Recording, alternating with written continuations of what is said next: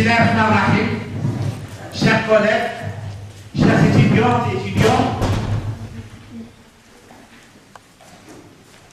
l'événement que nous inaugurons aujourd'hui est très important. Pour la première fois, au niveau de l'université, que nous lançons une formation certifiante de cette taille. D'abord, je tiens à féliciter tous les étudiants qui ont été sélectionnés pour bénéficier de cette formation certifiante.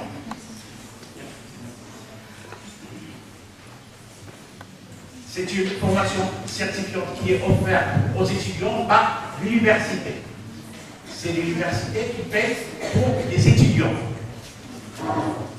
Nous tenons à remercier l'équipe de British Council qui a œuvré avec nous pour réussir l'organisation de cette formation.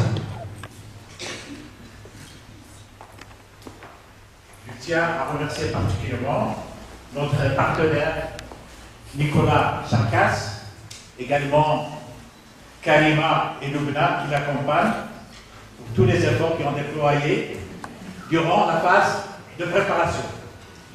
C'est une phase de préparation, ça demande beaucoup de temps et beaucoup d'efforts.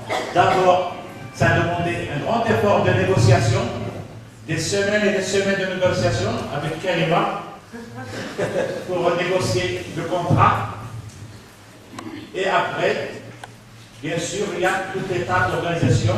Je tiens à remercier vivement mes collègues vice-doyens, également les collègues du centre de Nantes, pour toute la contribution qu'ils ont apportée pour la réussite de cette organisation. Je dis que cette formation a été offerte par l'université aux étudiants méritants. C'est une résolution du conseil d'université pour payer, pour que l'université paie de son budget cette formation certifiante pour 500 étudiants. Les étudiants qui ont été visés par cette première promotion, c'est les étudiants de 3 centres d'études doctorales de l'université, centre d'études doctorales en sciences et techniques, centre d'études doctorales en sciences juridiques, économiques et de gestion, et centre d'études doctorales en lettres, sciences humaines et arts. Et également des étudiants de 6e année médecine, des 6e année de master 2, et en sciences et techniques, en sciences humaines et sociales, et en sciences juridiques, économiques et de gestion. Également, des étudiants de 4e année des écoles d'ingénieurs, d'ELSA, et d'ELSA Moussima, parce que les étudiants de 5e année sont en stage, donc voilà. Et les étudiants également de 4e année de ESCG, Oujda, parce que les 5e années sont également en stage. Et bien sûr, on doit réussir cette première expérience tous ensemble pour que les autres promotions puissent bénéficier également de la deuxième version et troisième, j'espère, énième version de formation certifiante. L'université a procédé à cette démarche de certification dans sa politique de formation pour donner à l'étudiant un plus dans ses capacités, ses compétences. Quand il sort, vous êtes tous les futurs diplômés de l'université.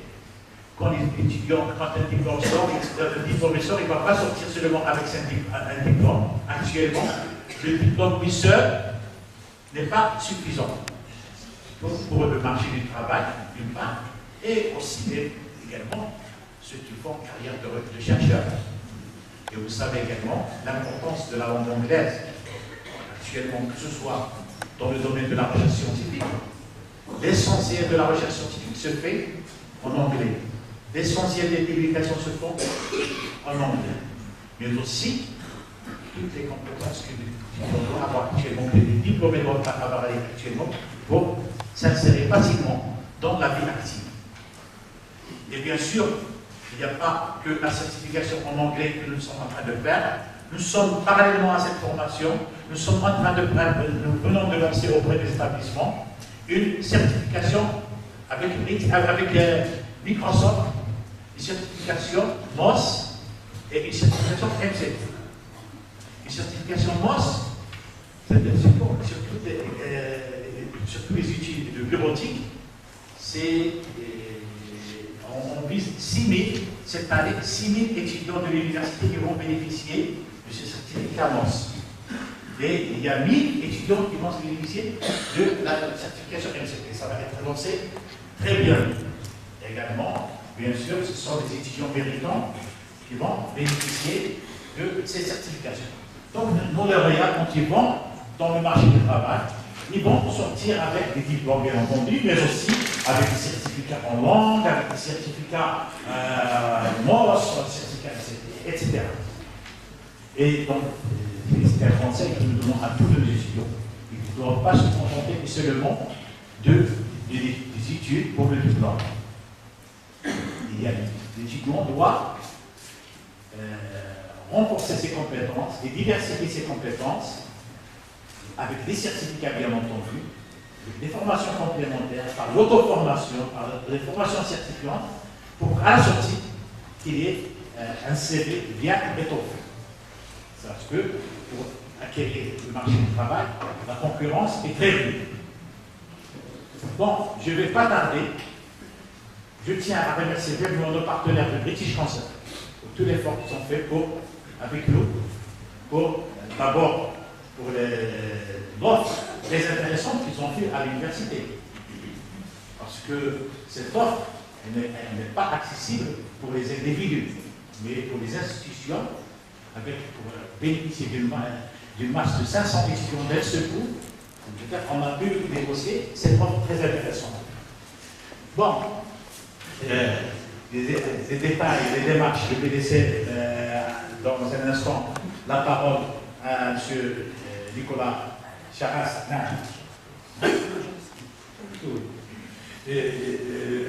Dans un instant, je vais laisser la parole à M. Nicolas Charas pour tout qu'il a. Vous présenter un peu les aspects techniques de la formation. Et je vous dis d'abord que, bon, vous avez vu d'abord l'annonce, la ville que nous avons affichée sur les sites. Le vendredi et samedi, matin et après-midi, ce sont des tests de positionnement. Ils vont se passer à la faculté de lettres et à la faculté de médecine, suivant les calendriers qui sont affichés. C'est un test de positionnement. Les tests, les tests, c'est-à-dire que c'est pour que chacun connaisse son niveau.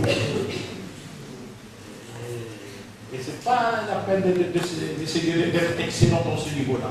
On va faire un niveau de dialogue exact. Comme ça, vous allez bénéficier d'une formation à distance. Une semaine après le test, vous allez avoir tous recevoir par email, bon, ils vont vous expliquer en détail plus que moi, vous allez avoir un compte pour accéder au module de formation.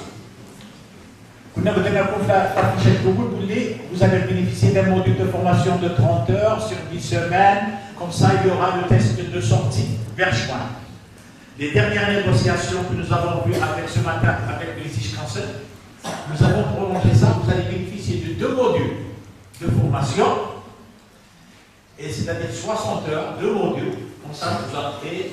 Et dans ce cas-là, juin n'est pas suffisant. On a négocié pour qu'il y ait un test de sortie en décembre.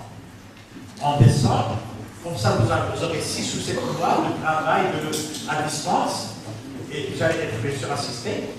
Et comme ça, vous aurez, vous ayez un peu un avancement dans votre niveau d'anglais. C'est-à-dire que vous bénéficiez seulement d'un seul module, vous avez bénéficié de 2 modules de formation, équivalent de 30, de 60 à 80 heures de formation. Et il y aura un test de sortie. Tout le monde va avoir des certificats, avec, bien sûr, chacun avec son niveau de sortie. Et ce sera certainement vers le mois de décembre. On ne connaît pas exactement vers quelle date, mais ça va se préciser par la suite.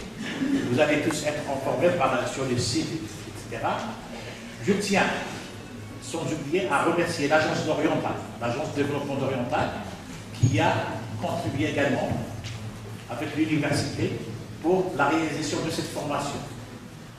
Il y a également une contribution financière importante de l'Agence de développement de l'Oriental pour le financement de cette formation.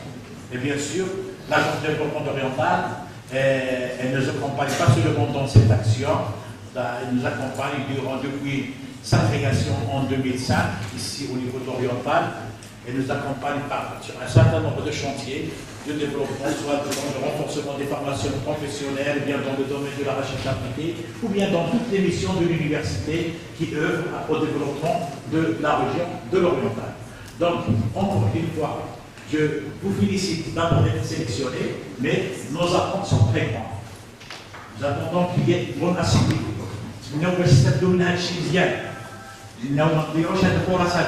C'est de l'argent de l'université, donc c'est l'argent du contribuable. Et c'est l'argent du pays, de l'État. Donc, essayez d'en profiter au maximum. Ici, le mois de décembre, vous allez expliquer